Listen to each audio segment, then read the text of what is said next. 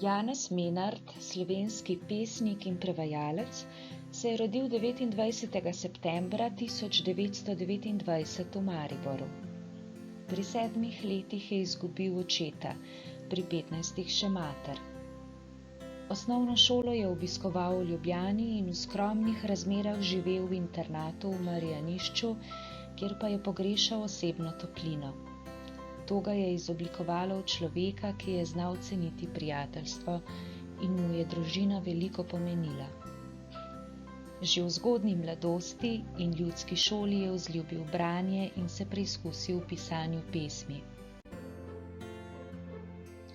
Z ministriranjem, prodajanjem gumbov in šivank po hišah, z delom pri zidarjih, pleskarju, čevljarju, avtoličarju, z izdelovanjem vezalk po svoji zamisli in s preprodajo vsega mogočega si je priskrbel tedaj redke iznajdbe hišne tehnike, na primer kinoprojektor, fotoaparat, daljnogled in pisalni stroj z eno tipko in brez valja.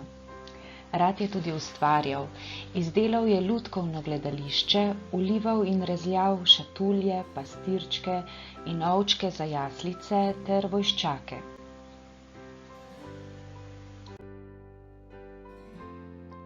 Po klasični gimnaziji je študiral slavistiko in primerjalno književnost.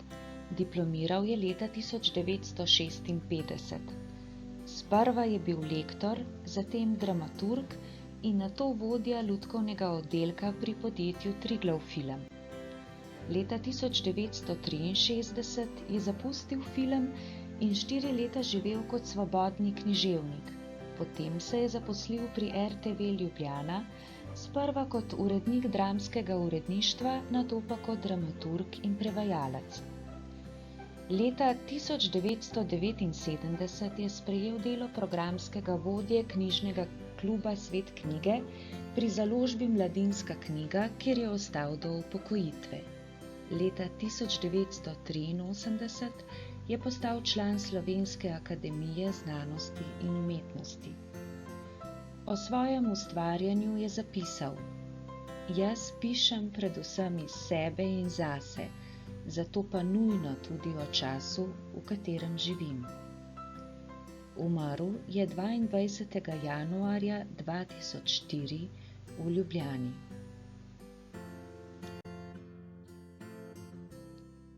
Kot soavtor je sodeloval pri znameniti pesniški zbirki Pesmi štirih, ki je izšla leta 1953 in je pomenila pomembno prelomnico v slovenski književnosti.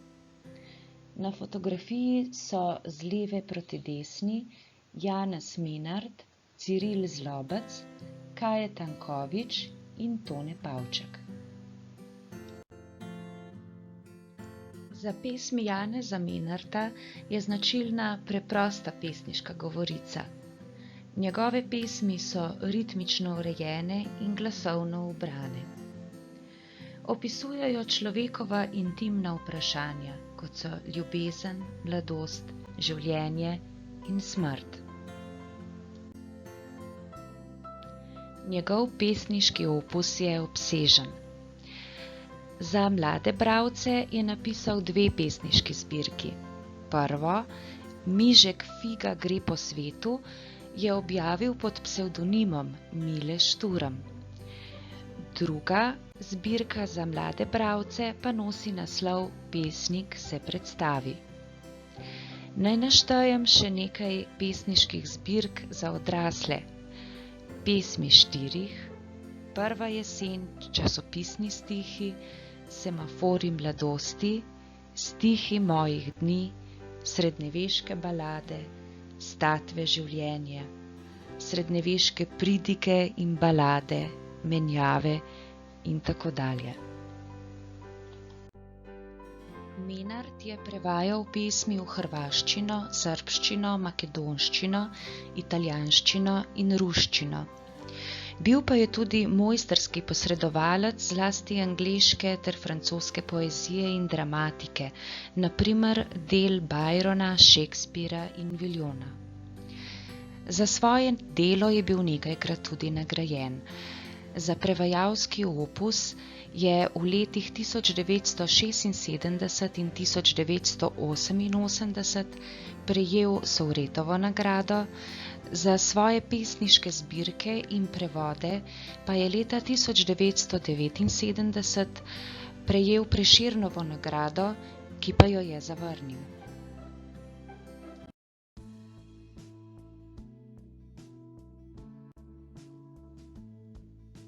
Iz raja otroštva z nalitim bencinom, z izključenim števcem poti in hitrosti, ob kamnih bežečih spominov mladosti v predmestje življenja z nezmanjšanim plinom.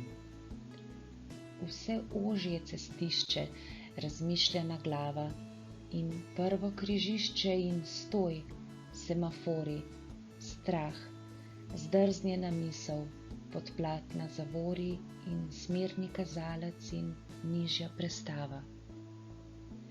S križišča v križišče in z ceste na cesto, na levo, na desno, počasi, hitreje in sonce slepeče, ki greje in umoro napora razlezeno mesto. Hrumenje motorjev, parkirni prostori, obvezne smeri in možgani na vzvodih in trudne roke in drget na prehodih in kakor zaspane oči semafori. Še zarja na steklu, še mrak brez obetov, megla na asfaltu, še lučka, ki kaže poslednji bencin in že ost žarometov, ki tiplje po poti do mirne garaže. Verjetno se strinjate, da pesem ne govori o prometu, ampak o življenjski poti od rojstva pa do smrti. Prva kitica govori o tem, da se življenje prične z rojstvom in se nadaljuje v brezskrbno otroštvo, polno želja, hrepenenj in sanj. V drugi kitici otroštvo preide v mladost. Prve življenjske odločitve, prve težave, skrbi in strahovi. In prav zaradi njih človek postane previdnejši. V tretji kitici izvemo, da življenje z odraščanjem in dozorevanjem postaja vse zahtevnejše in človek mora sprejemati številne odločitve, kar ga začne obremenjevati. V četrti kitici življenje človeku veliko ponuja, a od njega tudi veliko zahteva. Človek se mora obvladovati mora svoje življenje. Vse pogosteje je utrujen in negotov, obdajajo ga dvomi in skrbi.